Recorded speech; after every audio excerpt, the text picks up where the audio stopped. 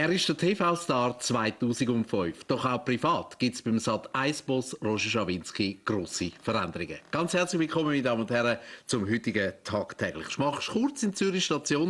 Ich freue mich riesig, dass du reingeschaut hast. In deiner alten Heimat. Absolut, ja, freut mich auch. Montag bis Freitag in Berlin, das ist es bis jetzt gewesen. Und am Wochenende eine Beziehung in Zürich, da die Familie. Jetzt ist alles anders. Ja, jetzt ist es anders. Seit 2 Wochen. Gabriele und Lea sind nachgezogen. Wir sind in der Familie in Berlin, ja, und haben dort eine Wohnung und damit wieder neue Dynamik in der ganzen Also die ganze Familie lebt jetzt in Berlin? Genau. Hat Gabriele auf den Putz gehauen und gesagt, sie ist fertig mit dieser Wochenendbeziehung, jetzt wollte ich es erleben. Ja. Nämlich das Reale, verliebt in Berlin. Genau. Auf eine Art und Weise schon, weil am Anfang wäre es fast nicht gegangen. Weil dort bin ich so unglaublich unter Druck gewesen und wirklich Tag und Nacht eigentlich eingespannt. Und jetzt ist eigentlich die Zeit, wo ich es ein bisschen im Griff habe. Ich habe da mein Network dort, habe eigentlich ein bisschen die Übersicht gewonnen und auch ziemlich viel Erfolg. Und jetzt ist es auch möglich, eben nicht nur Sat.1 zu erleben, sondern auch noch Berlin und das zusammen mit der Familie. Gut, aber es ist sicher auch schwieriger. Wie vorne ist ja alles klar eingeteilt. Ja. Du hast 18 Stunden lang krampfen, fast tot ins Bett reingehen. Ja. Und am Wochenende war dann Familie. Ja. Also klar eingeteilt. Jetzt musst du am Tag arbeiten und am Abend dich auch der Familie widmen. Das ist doch schwierig. Nein, also es ist auch so gewesen, natürlich am Wochenende steht es auch nicht still. Das ist auch mit der Realität. Und mit Blackberry und Handy und Zeitungen und so ist man auch am Wochenende eingespannt gewesen. Aber es ist natürlich ganz etwas anderes, wenn ich am Morgen kann Lea in die Schule bringen, wenn man am Morgenessen zusammen ist.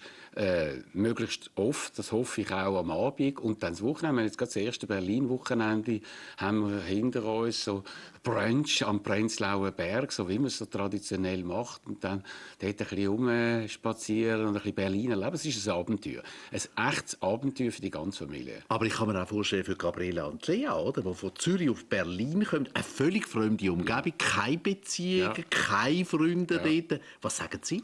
Ja, es ist spannend für uns. Ich sage es, man ist noch ein bisschen zu jung, um es herauszufinden. Man muss natürlich jetzt die Kontakte knüpfen. Wir sind in Berlin mitten im Kuchen rein, also nicht in einer Vorstadt. Also nicht Grunewald oder im Villenquartier? Nein, ganz im Gegenteil. Wie lebst du in Berlin mitten? Ja, also wirklich. Also es ist natürlich, wenn man auf die Straße rausgeht bei uns, ist es also ziemlich rauch. Das ist in Ostberlin, ehemaligen Ostberlin, ziemlich rauch. Also ist noch nicht so pützelt wie bei uns. Und das macht es eben auch spannend, um zu sehen, wie sich auch das Quartier, das ist das sogenannte Scheunenviertel, wie sich das jetzt entwickelt. Zum Teil gibt es dann schon Galerien, es gibt das, und dann zwischendurch wieder Abbruchbuden. Und jetzt das ein bisschen miterleben, wie die Stadt sich verändert, das haben wir jetzt uns ein bisschen vorgenommen, da ein bisschen dabei zu sein und ein bisschen eben in etwas sein, das brodelt. Und das ist dort in Berlin tatsächlich. Habe ich dein Inserat ungenau gelesen im Tagblatt oder im Tagesanzeiger, dass seine Villa zum Verkauf steht in Zürich? Nicht zum Verkauf. Nein, wir haben das ist sicher nicht. Also es ist das Haus, es wohnt da jemand drin, damit es nicht leer steht, weil das kannst du nicht machen. Aber wenn wir da ankommen, haben wir jetzt ein Ferienhaus in Zürich. Und das ist ein bisschen sehr exklusiv, ein Ferienhaus in Zürich. Ja. Wenn man da in der Ferien ist, was wir bis jetzt noch nie gewesen sind, glaube ich, sieht in Zürich noch ganz anders aus. Vielleicht sogar noch attraktiver, als wenn man das ganze Jahr da lebt. Also jetzt leben wir in Berlin und Ferien in Zürich. Genau. Also völlig umgekehrt als vorher. Ja, und das kann sehr spannend sein. Du bist heute auf Zürich gekommen, da ist eine Fernsehmesse, die Screen-Up. Darf ich dich fragen, ob du mit dem Jürg Marquardt über die zweite Staffel verhandelt hast oder du bei Sat.1 wettest vom Traumjob? Nein, es ist natürlich eher ein bisschen internationales Fernsehen. Das Schweizer Fernsehen war nicht vorhanden. Also sind Vertreter von RTL, von anderen Sendern. Also Schweizer Sender finden auf dem internationalen Markt nicht statt und damit auch nicht die. Oh, das klingt jetzt aber ganz böse. Das ist so, also Vogelfutter, oder? Nein, die sind einfach nicht dabei. Und seit Jahren haben einfach die SRG gesagt, sie kämen an die Messe nicht, weil sie haben es wahrscheinlich auch nicht nötig, weil sie haben ja das Monopol in der Schweiz, wie du vielleicht auch schon mal gehört hast. Und darum findet dort einfach alle anderen Sender statt ausser die SRG und darum kann man es auch nicht. Aber stellen wir uns hypothetisch vor, du wärst jetzt doch Direktor geworden auf dem Schweizer Fernsehen, das hast du ja mal wollen. Und jetzt Ja, das sagst du heute. Nein. Aber es ist ja mal zur Diskussion. Das war ein Witz, wo ich einen sogenannten Public Joke, den ich dort mal gemacht habe. Nein, das ist aber vor x Jahren. Ja, gut. Aber du hättest sicher das Mandat angenommen, wenn es bekommen hättest damals. Auch nicht? Nein, weil Monopol macht träge und auch fett und macht auch langsam und ich liebe den Wettbewerb. Gut, also dann gehen wir einfach mal davon aus, du hättest jetzt Verhandlungen geführt mit dem Jürg Marquardt. Ja. Hättest du ihm 600'000 Franken gegeben für so etwas? Also ich habe schon ein bisschen gestaunt. Ich lese ja die Schweizer Zeitungen meistens per Internet. Ich habe dann schon ein bisschen gestaunt, vor allem seine Argumentation, wo er gesagt hat, er verdiene ja sonst noch mehr, wie wenn er in der Branche Fernsehen irgendein Star wäre. Und wenn er sagt, er sei Co-Produzent, hat ja noch nie eine Fernsehsendung.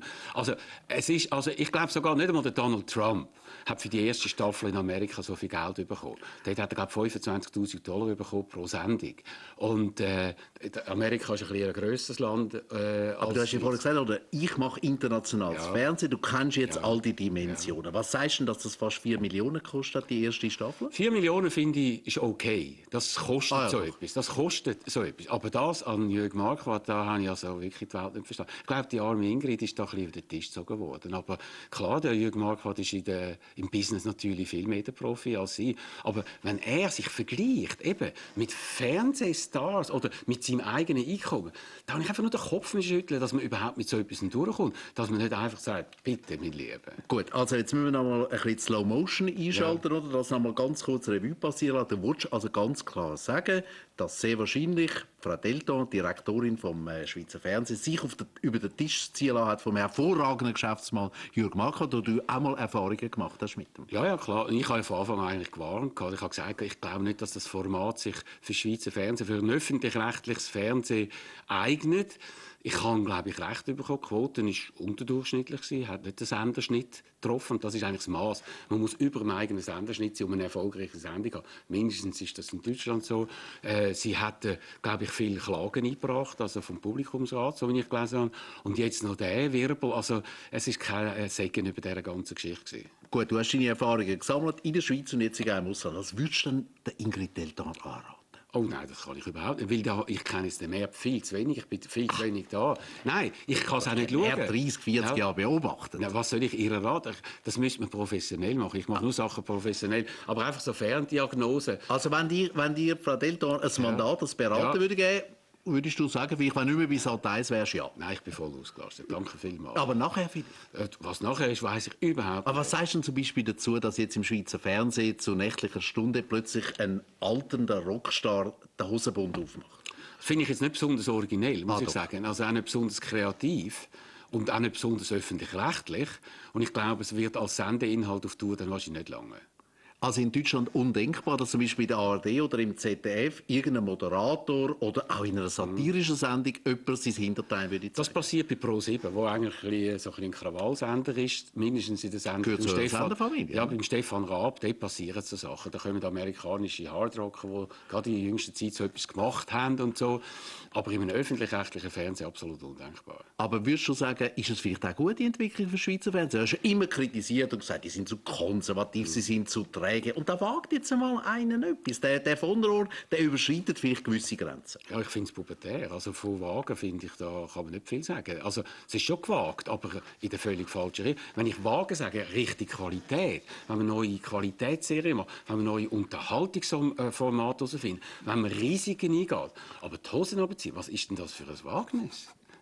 Ja gut, es hätte einen Skandal geben, oder? Also Skandale hat es wahrscheinlich gegeben. Man hat wahrscheinlich gehofft, aber wenn man auf diese Art und Weise Aufmerksamkeit muss suchen, dann fehlt es vielleicht an anderen Inhalten, glaube ich.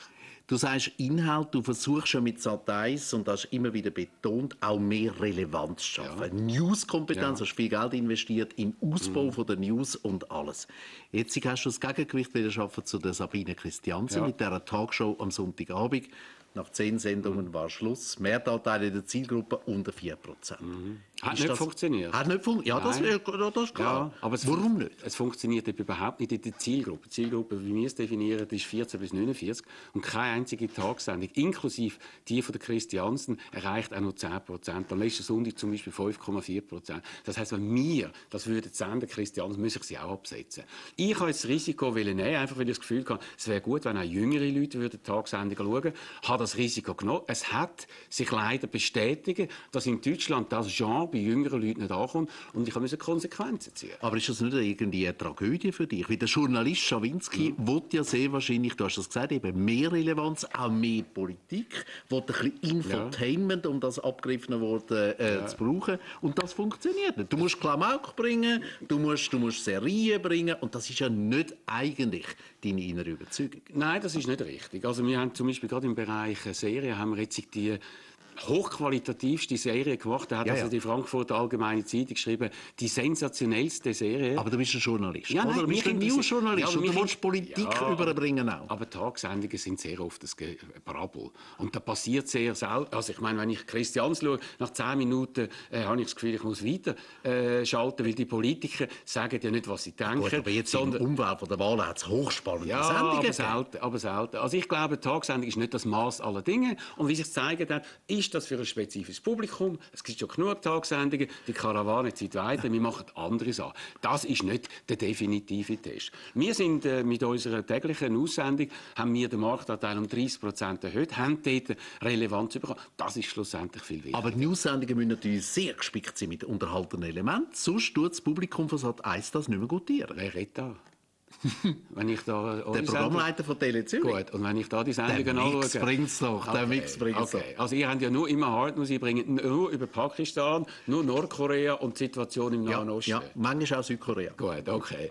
Nein, es ist klar, dass wir... eine Sendung haben, unsere News-Sendung, die verschiedene Elemente hat. Wir haben am Anfang meistens Hard News, sogenannte traditionell. Hinten haben wir Service-Themen und auch bunte Themen. Das ist, glaube ich, das Angebot. Und es wird auch angenommen, wir haben das herausgefunden oder unterfinden lassen durch Studien, dass das genau gewünscht ist und der Erfolg ist steigend. Aber ich tue mich jetzt nicht nur auf diese Sendung alleine kaprizieren. Wir haben auch Dokumentarsendungen, wir haben Magazin, Spiegel TV, 24-Stunden-Reportagen im Programm und sind vor allem im Bereich Fiktion, aber auch Unterhaltung unglaublich führend im Moment. Es hat negative Schlagzeilen gegeben über Sat.1, das hast du jetzt nicht erwähnt, und zwar wegen der Schleichwerbung. Ja. Ein riesen Skandal in der ARD, es ist zu Verhaftungen gekommen, Untersuchungen und alles. Und jetzt auch noch bei Sat.1. Und als ich dann angelesen habe, bis etwa Mitte 2005 die Schleichwerbung. Roger, jetzt bist du bald 2 Jahre im Amt. Das heisst, auch in deiner Amtszeit hat es das noch gegeben. Das stimmt. Und das ist nämlich gar nicht so leicht herauszufinden, weil übrigens die Regeln in Deutschland in Sachen Schleichwerbung, so wie sie heute interpretiert werden, sind viel, viel härter als in der Schweiz. Also Product Placement kann in der Schweiz viel mehr Sachen machen als in Deutschland. Moment. Aber ich meine, da sind ja Sachen gelaufen, dass man können bestellte Interview im Morgenmagazin Experten reinbringen. Ich zahle 20'000 Franken und da gibt jemand einen super Tipp im Bereich Gesundheit oder Versicherungen. In der Ära Schawinski. Du hast mich einmal 1980 gerügt, weil ich von der Mikropressekonferenz ein Raclette-Öffeli mitgebracht habe. Ich meine, das ist eine ganz andere Und Dimension. Ich will dich heute noch rügen. Ich hoffe, dass du Raclette-Öffeli hast, nicht noch. Nein. Tatsache ist, dass erst im letzten Herbst ist der Bereich an mich übergekommen. Bis dahin hat es 2 Geschäftsführer gegeben. Und dort erst... Ja, der Boss. Nein, es sind 2 gewesen. Es sind 2 Geschäftsführer. Also einer von 2. Und dort hat man angefangen aufdecken. Erst ab dann sind plötzlich gewisse Rechnungen auf den Tisch gekommen. Da hat man angefangen aufdecken.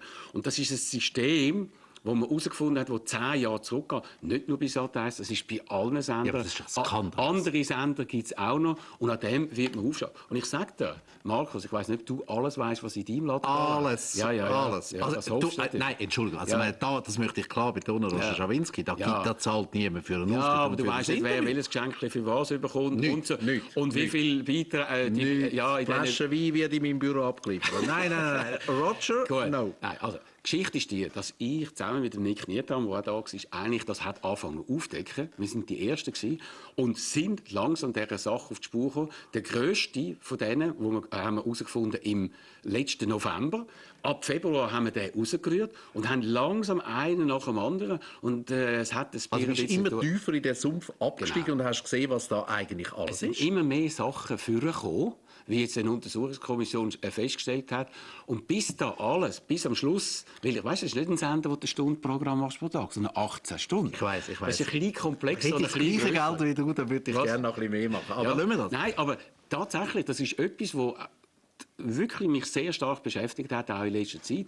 Weil wir sind, jetzt sagen wir, jetzt ist die Schweizer sind gekommen und wir haben angefangen, das aufzudecken, was vorher gang und gäbe war. Übrigens mit, sage ich mal, mit einem blinden Auge von der Landesmedienanstalten, die das eigentlich gewusst haben. Und jetzt ist das ins Rollen gekommen und plötzlich alles, was toleriert wurde während so vielen Jahren, ist jetzt auf dem Prüfstand. Würdest du sagen, dass heute das Programm von Sat.1 jetzt unter deiner Leitung frei ist von allsinnigen Machenschaften? Ja, also Machenschaft ist jetzt, das jetzt ist ein bisschen hart. Ich meine, ja, aber Roger, Markus, Entschuldigung, jetzt wollen wir ernst reden.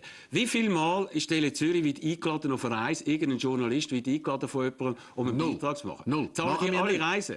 Alle reisen. Wenn ihr da irgendeinen Beitrag, einen Ferienbeitrag macht aus Mallorca oder so, ist immer alles gezahlt. Ja.